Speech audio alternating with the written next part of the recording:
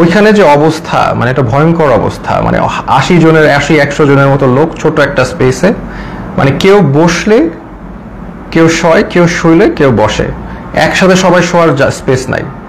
ওইখানে আরেকটা এশিয়ান ইউনিভার্সিটির একজন প্রফেসর ছিল, উনি মানে শোয়ারই চান্স পায়নি, উনি বসেই ছিলেন, কারণ স্পেস নাই, মানে এত একটা কনজাস্টেড এরিয়া, ফ্যান নাই, একটা রুমে কিছু এসি ঢুকে আর বাকি সব রুমে হচ্ছে মানে একদম ফ্যান নাই, কিছু নাই, সব সময় লাইট থাকে, সব সময় সাউন্ড থাকে, আপনি ঘুমাতে পারবেন না।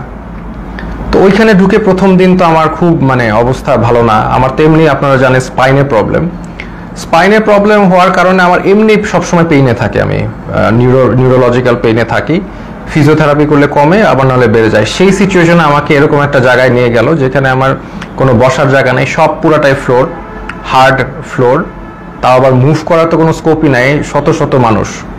তো এরকম জায়গায় প্রথম একদিন ছিলাম, ওই রাতে ছিলাম। তারপরের দিন ওরা আমাকে ডেকে নিয়ে গেল উপরে নিয়ে তারা আমাকে প্রশ্ন করলো যে আপনি ব্র্যাকে কয়জন শিবির আছে। আমি বললাম আমি তো শিবির করি না, আমি কিভাবে জানবো ব্র্যাকে শিবির কয়জন আছে বাকি।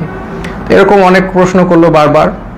তারপর অ্যাট ওয়ান পয়েন্ট তাদের মধ্যে ওই হানাদার লিগার বাহিনীর একজন, উনি আর কি জিজ্ঞেস করলো, বলেন তো এই কোটা দিয়ে আপনি এত কথা বলেন, কোটার পদ্ধতি কি, বিসিএস এর সিলেকশন প্রসেসটা কি। তা আমি তো আসলে বলতে পারি নাই, কারণ হচ্ছে আমি মানে মেন্টালি তো ওই লেভেলেই নাই, তাই না, আমি একটা মানে ভয়ঙ্কর একটা অবস্থায় আছি, ওই লেভেলেই নাই। তো তারপরে ওরা কি করলো, ওরা এসে আমাকে মনে করেন আমাকে ধাক্কা দিল, আমার তো স্কেচ নিয়ে হাঁটতে হয়, আপনারা জানেন একটা লাঠি নিয়ে হাঁটতে হয়, সে আমাকে ধাক্কা দিল, তারপর আমার মুখে হিট করা শুরু করলো। তো হিট করা শুরু করলো আমাকে, 6টা হিটের পরে আমি আসলে মানে অজ্ঞান হয়ে যাচ্ছিলাম। তো অজ্ঞান হয়ে যাচ্ছিলাম, তারা আমাকে বলে না ডোন্ট এরকম করে আমাকে দাঁড়া করাইলো, আবার 2-4 বার হিট করলো। তো তারপরে তারা আমাকে মানে বললো যে আপনি তো খুব খারাপ জায়গায় আসছেন, আপনার বাম পায়ে প্রবলেম, ওই ডান পাকে আমরা একদম ইয়ে করে আপনাকে পুরোপুরি লুলা বানাই দেবো। তো এরকম একটা কথা বললো, এবং আরেকজন লাঠি নিয়ে আসলো আমাকে মারবে, পরে ওরা লাঠি দিয়ে হিট করে নাই, না করে আমাকে ওই জায়গায় আবার সেই জায়গায় যেখানে রাখে সেখানে নিয়ে গেল। তো ওই জায়গায় আবার আমার থাকা শুরু হলো। মানে ওইখানে এমন একটা জায়গা, বললাম তো, কেউ যে এটা ফার্মের মুরগির মতো, ওইখানে কেউ মুভ করতে পারে না, কারণ এত মানুষ, এত শর্ট জায়গায় মুভ করার, কেউ হাঁটার কোনো সিস্টেম নাই। ওই যে আমি বললাম আপনাদের, কেউ শুলে, কেউ বসে, কেউ বসলে, কেউ শোয়, মানে আর সবসময় লাইট আর সাউন্ড কন্টিনিউয়াস, ঘুমানোর কোনো স্কোপ নাই। ওইখানে সবচেয়ে ভ্যালুয়েবল রিসোর্স হচ্ছে একটা বোতল, কারণ আমরা তো ফ্লোরের মধ্যে শোন, তো ওখানে তো হার্ড ফ্লোর, ওইখানে কেউ যদি একটা বোতল পায় আলহামদুলিল্লাহ, মানে এটা মানে এক ভ্যালুয়েবল রিসোর্স। তো ওই বোতলটার উপরে তারা মানুষ মানে পেলে যে খুশি। তা আমাকে অনেকে চিনেছে, ওইখানে চেনার কারণে দেখা যাচ্ছে 2 দিনের মধ্যে আমি একটা বোতল ম্যানেজ করলাম মাথায় দিয়ে শোয়ার জন্য ফ্লোরে, এই একটা অবস্থা। তো আরেকটা বিষয় হচ্ছে ওইখানে 80 জনের একটা টয়লেট, আর আমার তো এমনি যেহেতু হাই কমোড ইউজ করতে হয়, বিকজ আমার মানে স্পাইনের প্রবলেম আছে, তো ওইখানে লো কমোড, তাও আবার 80 জনের জন্য একটা, 100 জনের জন্য একটা। তো এত লোকের একটা কমোড তো বুঝতেই পারছেন কেউ ইউজ করতে পারে না ওইভাবে। সো আমি খাওয়া কমিয়ে দিলাম, because I have to go to the washroom, এটা তো যাওয়া যাবে না, আমি খুব কম খাওয়া শুরু করলাম যাতে টয়লেটে না যাওয়া লাগে। আর আরেকটা বিষয় হচ্ছে টয়লেটে ইউজ করে সাবানও তারা প্রোভাইড করে না কোনো রকম। সো এইরকম একটা কন্ডিশনে আমরা যাচ্ছি। আর এরপর থেকে আর কি আসলে জিনিসটা বুঝলাম যে বিষয়টা কি, আসলে বুঝার বিষয় ছিল, এখন আমি বুঝতে পারলাম। তো তারা প্রতিদিন ডাক দিবে, নাম কল করবে, ধরেন আপনার নাম হচ্ছে, ধরেন আমার নাম আসিফ মাহতাব, ধরে বলবে আসিফ মাহতাব, বাবার নাম শাহাবুর রহমান, এরকম বলে নিয়ে যাবে, নিয়ে চোখ বাঁধবে, মুখ বাঁধবে, তারপর তাদেরকে ঝুলায় টর্চার করতে থাকবে, বাড়ি দিতে থাকবে, বিভিন্নভাবে টর্চার, লাঠি দিয়ে পিটাবে, পায়ের তলায় পিটাবে, হাড়ের বিন্দে মারবে, মানে মানুষের শরীর নীল অবস্থায় তারা ফিরে যায়, সারা শরীর মারতে মারতে রক্ত জমাট বেঁধে নীল অবস্থায় এক একজন লোক ফিরে জাস্ট। এবং তারা সাইকোলজিক্যালি একদম মানে অবভিয়াসলি নর্মাল না, কারণ তারা এখন নাম শুনলে, তাদের নামটা ডাক দিলে তারা ভরকায় ওঠে যে এখন মনে হয় তাদেরকে নিয়ে টর্চার করবে। তো এইরকম অবস্থা আমি দেখলাম বিষয়টা যে এরকম চলছে। তো এখন এরকম চলছে, আমি তো বুঝলাম যে হয়তোবা আমার সাথেও এরকম করবে, তারা তো বলেই দিছে আমাকে পাটা ভেঙে দিবে। তো এরকম একটা করবে, এবং সবার সাথেই করছে, স্পেশালি জামাতের যারা আছে তাদেরকে, মানে জামাত যেহেতু বলে ফেলছে একবার, তাদেরকে মানে অমানবিকভাবে টর্চার করছে জামাত। আর নূর ভাইয়ের সাথেও ওইখানে দেখা হলো, নূর ভাইরে বললাম কি অবস্থা, তো নূর বললো যে ভাই আমাকে তো অনেক মারছে, হাত দিয়ে দেখালো, হাত নীল হয়ে গেছে। তো এই এই এই হচ্ছে সিচুয়েশনটা। আর ওখানে তো মানে আর সব সময় তো লাইট, বাইরে যে একটা আলো, বাইরে যে বৃষ্টি পড়তেছে নাকি এটা আমরা গেস করা শুরু করলাম যে বাইরে আদৌ বৃষ্টি পড়ছে কিনা, কারণ মোটা ওয়াল, কোনো উইন্ডো নাই, কোনো বাইরের কোনো আলো বাতাস তো আমি জানি নাকি, ভিতরের মধ্যে থাকি আমরা বদ্ধ ঘরে, শুধু আলো আর এই যে কনস্ট্যান্ট সাউন্ড, মানে এই একটা অবস্থা। তো এরকম যাচ্ছে, এরকম একটা অবস্থা যাচ্ছে।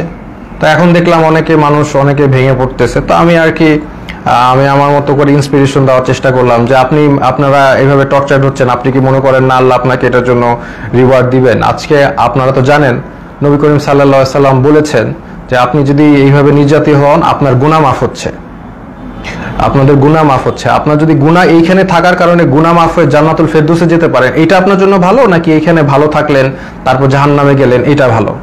তো এইভাবে আমি সবাইকে একটু ইন্সপায়ার করার চেষ্টা করলাম, মোটিভেশন দেওয়ার চেষ্টা করলাম। আর আমার নিজের তো হেলথ কন্ডিশন ডিটোরিয়েট করতেছে প্রোগ্রেসিভলি, আর ওয়াশরুমের ইস্যুটা তো ছিলই। তো এইরকম একটা অবস্থায় সবাইকে মানে মোটিভেট করছি আমি। আর আমার নিজেরও তো ওই যে ফার্স্টের দিন যেভাবে আমার মুখে ফেসে হিট করেছে, এই পরে তো আমার একটা দিন জ্বরই ছিল, আমি শুয়েছিলাম।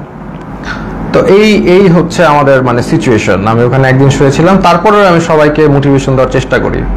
একটা ছেলে আসলো, সেই ছেলেটা কাঁদতে কাঁদতে, স্যার আমি তো কিচ্ছু করি না, আমি জাস্ট ইলেকট্রিক্যাল কাজ করি, আমাকে ধরে নিয়ে আসছে স্যার, আর ধরে নিয়ে আমাকে টর্চার করতেছে, কাঁদতে কাঁদতে শেষ। আমি বললাম কাঁদতেছো কেন? মানে তুমি পুরুষ মানুষ না? Are you not a man? তুমি কাঁদবা কেন? টর্চার করবে। বলে স্যার আমাকে স্বীকার করতে বলে, আমি খুন করেছি, এই করেছি। আমি তো করি নাই স্যার। বলে করবা না, স্বীকার করবা না, তোমার পাটা যদি কেটেও ফেলে তারপরেও তুমি স্বীকার করবা না। কেন করবা? যেটা সত্যি সেটা বলবা, তুমি করবা না স্বীকার, আমাকে মেরে ফেলবে। তো ওইখানে আবার একটা জিনিস বুঝলাম যে সবাই কান্নাকাটি করে যে তাদের একটু মানে জেলে কবে যাবে, মানে তাদের জেল হচ্ছে তাদের জন্য স্বর্গ। ওইখানে যেভাবে টর্চার করে, যে নাম ডাকবে, বাবার নাম ডাকবে, দ্যাট মিনস তাদেরকে টর্চার করা হবে। তা এই জন্য তারা যদি জেলে যেতে পারে, এটার জন্য তারা দোয়া করে আল্লাহর কাছে, আল্লাহ আমাদের যাতে জেলে দেয়। তো এরকম অবস্থা। আমাকে তারপরের দিন, আমি তো অলরেডি এর মধ্যে তো আমি আমার বোনকে বলে আসছি, তার মানে আমার যে ভিডিওটা ছিল যে আমি আমার ভিডিও দেখলে আমি মৃত, হ্যাঁ, তো এই ভিডিওটা আমি আশা করছি যে পোস্ট হয়ে যাবে। আমার বোনকে যেভাবে কাজ করতে বলেছি করবে, লয়াররা কাজ করবে। তো এটা আমি আশাবাদী ছিলাম যে ইনশাল্লাহ সবাই যার যার অবস্থা থেকে কাজ করবে, স্টুডেন্ট আন্দোলন করবে, যে এইগুলো করার পরে এবং জনগণ যখন এটার এগেনস্টে কথা বলবে, আরেকটা ইস্যু হয়ে যাচ্ছে। ফার্স্ট অফ অল আরেকটা নতুন ইস্যু হয়ে যাবে, যেটা দিয়ে আবার আন্দোলন শুরু হবে। এটা আমি জানতাম। আর এটার পরে আমাকে যদি আরো টর্চার করবে, কিন্তু এটা তাদের জন্য আরো খারাপ হবে। তো তারপরে আমাকে তারা ঠিকই গুম করা অবস্থায়, আর আমার বাবা মা যতটুকু জানলাম আমাকে গুম করে ফেলছে। তো এটা তারা বলছে, তারা স্বীকার করে না যে তারা নিয়ে আসছে। তো এই অবস্থায় তারা আমাকে কোর্টে চালান দিল। তো আমি চিন্তা করলাম যে কোর্টে যেহেতু যাচ্ছি, এখানে মিডিয়া পাইলে আমি আমার এক আঙ্গুল দেখাবো, শাহাদাত, এক উম্মাহ, আমরা এক উম্মাহ, হ্যাঁ, আমার গায়ে আমরা সবাই এক। তো এই সিম্বলটা আমি চিন্তা করেছি দেখাবো। তো আমি জানি যে এগুলো দেখালে তারা আমাকে আরো অনেক নির্যাতন করতে পারে, দেখাইলাম, কারণ এটা আমি তো জানি জনগণ বুঝবেন যে আমি এক আল্লাহ, এক রসুল, এক উম্মাহ, এই কথাটা আমি বুঝাতে চাচ্ছি যে আমরা সবাই এক। আমার অত্যাচার যা হলে হবে, এই অত্যাচারের কারণে যদি আপনারা স্বাধীনতা পান, এই জুলুমের থেকে মাফ পান, তাহলে আলহামদুলিল্লাহ, নো প্রবলেম, আমাকে অত্যাচার করুক। তো আমি ডিসিশন নিয়ে নিলাম, এক দেখাবো। তা আমার সাথে ওই জগন্নাথের আরিফ ছেলেটা, খুবই সাহসী ছেলে, ও আমার সাথে কেসটা দিল, মামলা দিল, আমরাও গেলাম, আমি ওকেও বললাম যে আমি এক দেখাবো। তো এই অবস্থায় এই এক উম্মাহ শাহাদাতের আঙ্গুল দেখিয়ে আমি ওই কোর্টে দেখালাম, এবং কোর্টে আমাকে সম্পূর্ণভাবে মানে কোর্টে যে জাজ, তিনি আমাকে দেখে চিনে বললেন আপনাকে ওখানে দাঁড়ানো লাগবে না, আপনি বসেন। তো উনি আমাকে বসালেন, কিন্তু তারপরেও ওই মিথ্যা মামলাটা দিলেন যে আমি নাকি সেতু ভবন ভাঙচুর করেছি, যেটার মানে কোনো মানে এটা জোক, মানে এটা যে কলাপস করছে সোসাইটি, ওখানেই প্রমাণ যে এরকম একটা মিথ্যা মামলা যেটার কোনো তথ্য নাই, প্রমাণ, এটা বলাই আসলে সময় নষ্ট। তো এই মিথ্যা মামলা উনি মানে জাজ আমাকে দিলেন, আর আমাকে আবার 6 দিনের রিমান্ড মঞ্জুর করলেন। তো ওই 6 দিনের রিমান্ড আবার গেলাম। আর এই সময়টা অনেকের সাথে পরিচয় হলো, ওখানে বিএনপির অনেক নেতা ছিল, পার্থ ভাই ছিলেন, ওনার সাথে আমি বললাম যে পার্থ ভাই আপনার তো আর আমার মামলা এক, আমি তো আপনার সাথে আসি। তো উনি বলে যে আমি তো তোমাদের সাথে থাকতেই চাই না, আমি তো এখান থেকে বের হতে চাই, একটু মজা করলেন। তো এরপরে অনেক মানুষের সাথে পরিচয়। একজন আসলেন, ওনাকে মানে উনি হাঁটতেই পারতেছেন না, পাটা একদম প্রচুর মানে অবস্থা খারাপ করে পিটিয়েছে। ওনার অপরাধ ছিল, উনি ছাত্রদের পানি খাইয়েছেন, উনি ছাত্রদের পানি দিয়েছেন, ছাত্ররা পানি খাইয়েছেন, এই জন্য তাকে অমানবিক টর্চার করলো। তো টর্চার করলো, উনি এসে শুয়ে গেল। আমি বললাম যে এইগুলো একই কথা বললাম যে আপনাদের এটা গুনাহ মাফ হচ্ছে। তারপরে লাস্টে একটা কথা বললাম যে আপনি যে এত টর্চার হলেন ছাত্রদের পানি খাওয়ায়, এখন আবারও কি খাওয়াবেন আপনি?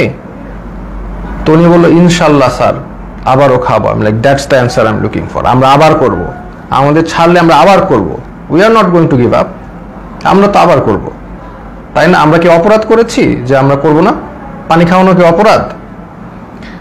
তো এই হচ্ছে একটা অভিজ্ঞতা।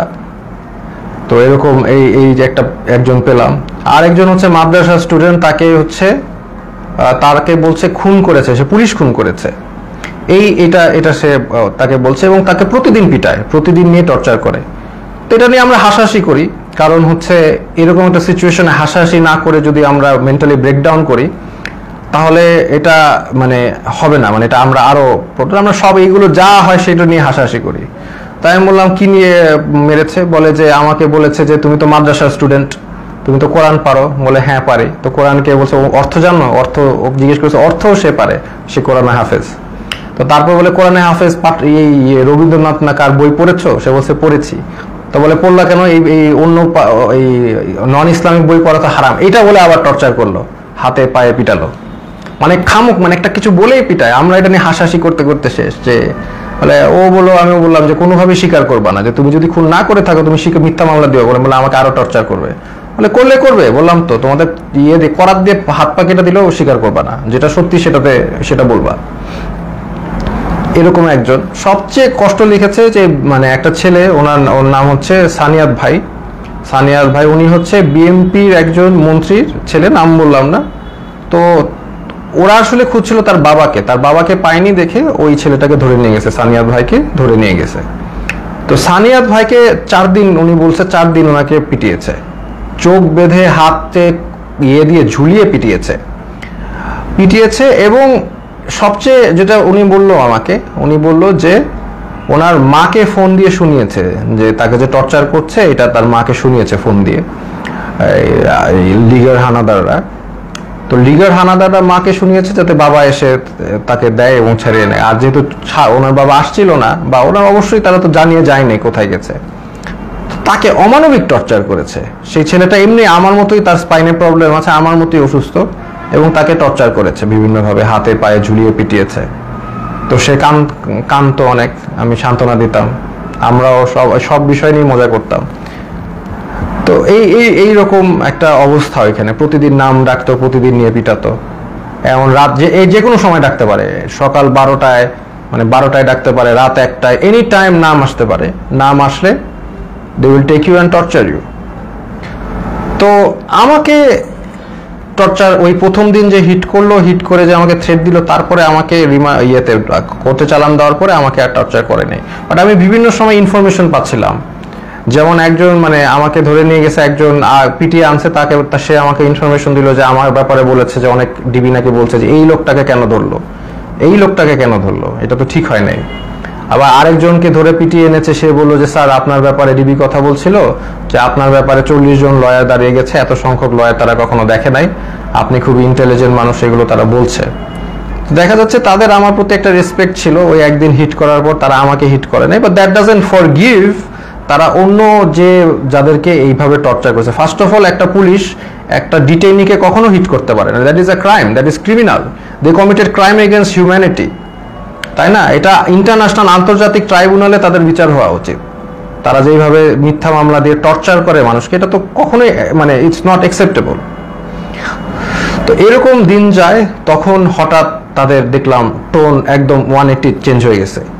তারা তখন মানে বিএনপি যারা লিডার আছে তাদেরকে একদম খাবার টাবার এনে দিচ্ছে, সবার সাথে ভালো বিহেভ, এরকম। তখন আমরা মোটামুটি আমরা বুঝতে পারলাম যে তারা আসলে বাইরে কিছু একটা হচ্ছে, সামথিং ইজ হ্যাপেনিং, কারণ আমরা তো কোনো ইনফরমেশন পাই না, সামথিং ইজ হ্যাপেনিং, আদারওয়াইজ তারা এরকম চেঞ্জ করবে না কেন?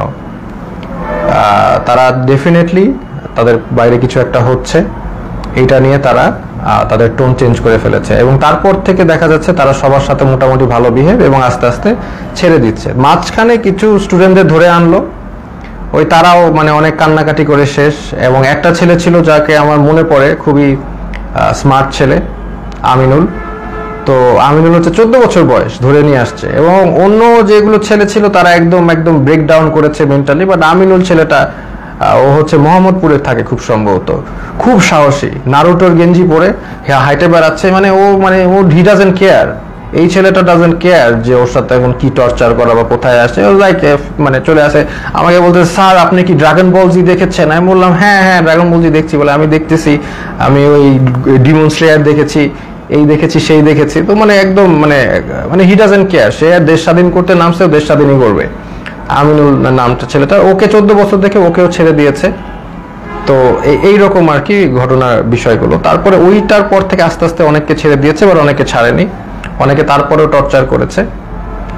তো এরকম আমরা এই অবস্থায় আমরা অনেকদিন পার করার পরে তারপরে আমাকে একদিন ডাকলো, ওরা ডেকে হঠাৎ করে আমাকে দেখলাম যে বসালো, যে স্যার আপনি ভাই কি অবস্থা, আমরা তো জব করি, মানে যেই লোকটা আমাকে হিট করেছে এবং তারাই যে টিমটা তারাই আমাকে ডেকে দেখি কি মানে জামাই আদর সোজা কথা করছে।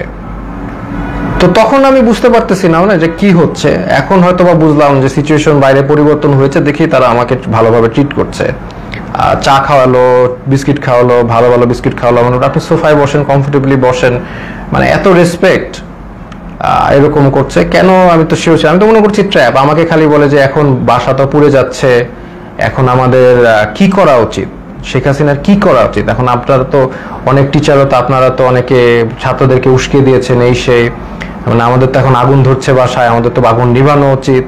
মানে আমি যেটা বুঝলাম উনি চাচ্ছিল যে আমি আসলে ছাত্রদেরকে ঠান্ডা করার জন্য কোনো বক্তব্য দেই। তো আমি এভাবে কোনোভাবে রাজি হই নাই, আমি তো হব না, আমি হব না। তো আমি বললাম যে না, একটা প্রধানমন্ত্রী কি সিদ্ধান্ত নিবে, আমি তো আসলে প্রধানমন্ত্রীর জায়গা থেকে, মানে উনি আমাকে প্রশ্ন করছে প্রধানমন্ত্রী এখন কি করলে ভালো হবে, এটা আপনি একটু বলেন। আমি বললাম আমি কিভাবে জানবো প্রধানমন্ত্রী কি করলে ভালো হবে, আমি তো একজন শিক্ষক, আমি তো প্রধানমন্ত্রীর কাজ তো আমি বলতে পারবো না। উনি ওনার জায়গা থেকে ওনার যেটা ভালো মনে হবে উনি সেটাই করবে, ওনার এক্সপিরিয়েন্স আছে, সেই আছে সেই আছে। বলেন না আপনি তো তাহলে ডিরেক্ট কথা বলছেন না, প্রবলেমেটিক কথা বলছেন, আপনার তো একটা ডিসিশন দিতে হবে। এটা একটা সিলি কথা না, আমার ডিসিশন কেন দিতে হবে, আমার ডিসিশন কেন দিতে হবে, ওনার ডিসিশন আমি কেন দিব। তো এইগুলো তো অবশ্য তখন বলি নাই, সিচুয়েশন তো বুঝতেই পারতেছেন। তো এরপরে তারা আমাকে নিয়ে আসছে, তো নিয়ে এসে আবার ওখানে রেখে দিয়েছে। তারপরে আমাকে ওই আমাকে আবার কোর্টে নিয়ে গেল, এবং কোর্টে নিয়ে তারা আমাকে জেলে পাঠিয়ে দিল। তো জেল থেকে তারপরে আর কি 2-1 দিন ছিল, আর তখনই আমি জেল থেকে আসলে খবরটা পাই, যে আমি পাইনি, ওই আমার যে সানিয়াত ভাই উনি আমার সাথে ছিল, উনি বেসিক্যালি খবরটা পায়। খবরটা পাই দেখলাম উনি পড়ে কাঁদতে, মানে চোখ দিয়ে পানি পড়তেছে, কাঁদতেছে। তো উনি বললো কি হলো, তো ওখান থেকে বললো যে শেখ হাসিনা দেশ থেকে চলে গেছে। আমরা তো কেউ বিশ্বাস করি না, আমি না এটা কেন, এটা পসিবল না। তো তারপরে আরো রিলায়েবল সোর্সগুলো থেকে জানতে পারলাম যে শেখ হাসিনা ইনডিড দেশ থেকে পালিয়েছে, এবং গণভবন ঘেরাও, আলহামদুলিল্লাহ।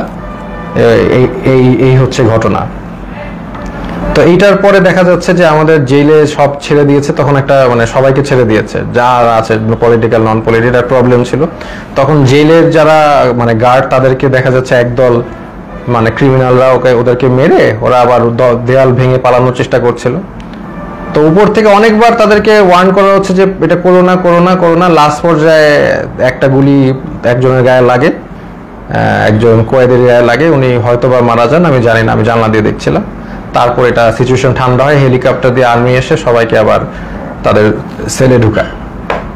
তো এরপরে তো ঘটনা আপনি জানেনই, যে আলটিমেটলি সবাই আমি বের হয়ে যাই, আমাকে বলে ছাত্রদেরকে ঠান্ডা করতে জেলের সামনে। আমি তো মানে আমি আমার মতো বলেছি, কিন্তু তার মানে যে এখন তারা যে ক্রাইম এগেইনস্ট হিউম্যানিটি করেছে এটা তো আর মানে ইয়ে করা যাবে না। অমানবিক টর্চার কত প্রকার ও কি কি সেটা আপনি ওই ডিবির ওইখানে গেলেই বুঝবেন আর কি, এই আর কি।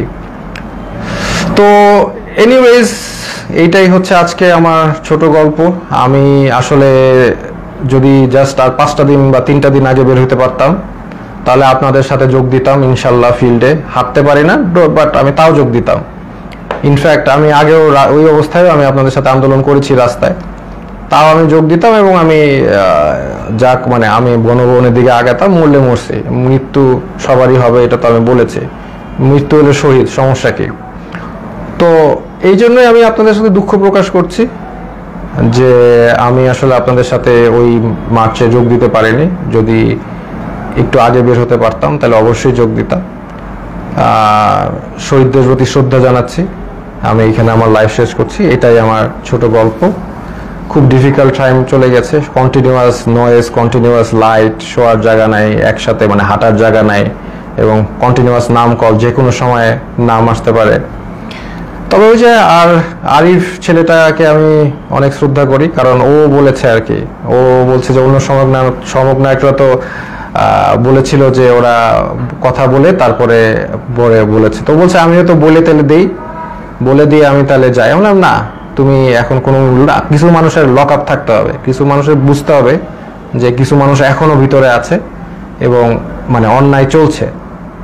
তো এই জন্য আমি আর ওই জগন্নাথ ইউনিভার্সিটির খুব সম্ভবত আরিফ ছেলেটা মানে খুব সাহসী কথা দেখিয়েছে, এই জন্য আমি তাকে সম্পূর্ণ রেসপেক্ট করি। এইটাই আমি বলে শেষ করছি। আপনারা এই যে যারা নির্যাতিত হয়েছে, যাদেরকে টর্চার করেছে, যাদের এগেনস্টে ক্রাইম এগেনস্ট হিউম্যানিটি করা হয়েছে, তো তাদের বিচার